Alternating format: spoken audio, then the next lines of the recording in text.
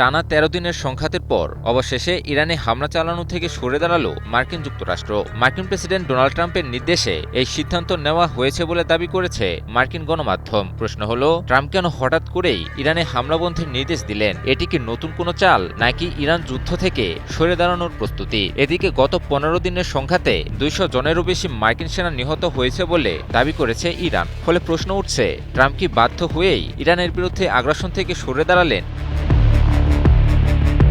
Trump প্রশাসনের কর্মকর্তাদের উদ্ধৃতি দিয়ে মার্কিন সংবাদ মাধ্যম দ্য নিউ ইয়র্ক টাইমস এক প্রতিবেদনে জানিয়েছে, ইরানের সাথে যুদ্ধের ফলে মধ্যপ্রাচ্যে পেন্টাগনের প্যাট্রিয়ট ক্ষেপণাস্ত্র প্রতিরোধক এবং অন্যান্য বিমান প্রতিরক্ষা অস্ত্রের মজুদ ব্যাপক আকারে হ্রাস পেয়েছে। এর মাঝে যুদ্ধ যদি আরও কিছুদিন চলমান থাকে, তাহলে এ সকল প্রতিরক্ষা অস্ত্র যে কোনো মুহূর্তে নিঃশেষ হয়ে যেতে পারে। প্রতিবেদনে বলা হয়, প্রতিরক্ষা অস্ত্রের মজুদ নিঃশেষ হয়ে যাওয়ার শঙ্কার মাঝেই ইরানে হামলা বন্ধের ঘোষণা দিলেন প্রেসিডেন্ট ট্রাম্প। সম্প্রতি ট্রাম্পের শীর্ষ উপদেষ্টা এবং মন্ত্রিসভার জ্যেষ্ঠ সদস্যদের সাথে বৈঠকের পর এই সিদ্ধান্ত নেন ট্রাম্প।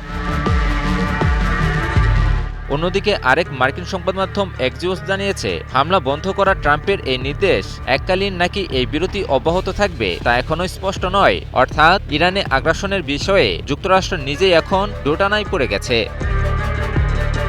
এদিকে ইরানের সঙ্গে গত ১৫ দিনের সংঘাতে ২০০ জনেরও বেশি মার্কিন সেনা নিহত হয়েছে বলে দাবি করেছেন দেশটির ইসলামিক বিপ্লবী গার্ড বাহিনী বা আইআরজিসির মুখপাত্র হুসেইন মোহেবি। এক সাক্ষাৎকারে মোহেবি বলেন, ইরানের বিরুদ্ধে সাম্প্রতিক সংঘাতে ক্ষয়ক্ষতি ও হতাহতের বিষয়ে ওয়াশিংটন যা প্রকাশ করেছে, প্রকৃত সংখ্যা তার চেয়ে অনেক বেশি।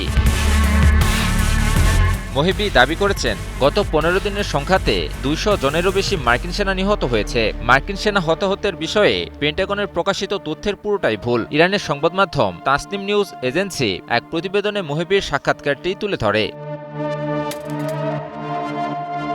এছাড়াও ইরানের আরেক সংবাদ মাধ্যম মেহে নিউজ এজেন্সির আরেক প্রতিবেদনে দাবি করা হয়, সাম্প্রতিক সংঘাতে ইরানের হামলায় যুক্তরাষ্ট্রের ১১টি যুদ্ধবিমান ও হেলিকপ্টার, ১৭টি গোয়েন্দা ও অপারেশনাল ড্রোন, একটি F-15 যুদ্ধবিমান, একটি P-8 সামুদ্রিক টহল বিমান, একটি C-17 পরিবহন বিমান এবং ৮টি আকাশে জ্বালানি সরবরাহকারী বিমান পুরোপুরি ধ্বংস হয়ে গিয়েছে।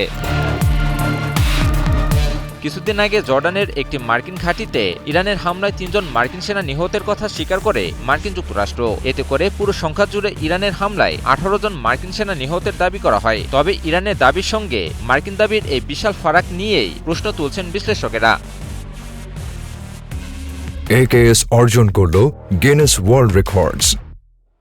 AKS মার্কিন সেনা নিহতের ঘটনার পর ইরানের বিরুদ্ধে ভয়াবহ সামরিক পদক্ষেপের হুমকি দেন মার্কিন প্রেসিডেন্ট। কিন্তু হামলা আরও বাড়ানোর পরিবর্তে হঠাৎ করেই উল্টো হামলা বন্ধের নির্দেশ দিলেন ট্রাম্প। ফলে বিশ্লেষকরা প্রশ্ন তুলছেন, ইরানের পাল্টা হামলার ভয়েই ইরানে আগ্রাসনের সিদ্ধান্ত থেকে প্রেসিডেন্ট ট্রাম্প কি তবে সরে দাঁড়ালেন? ইমন আলী, নিউজ 24।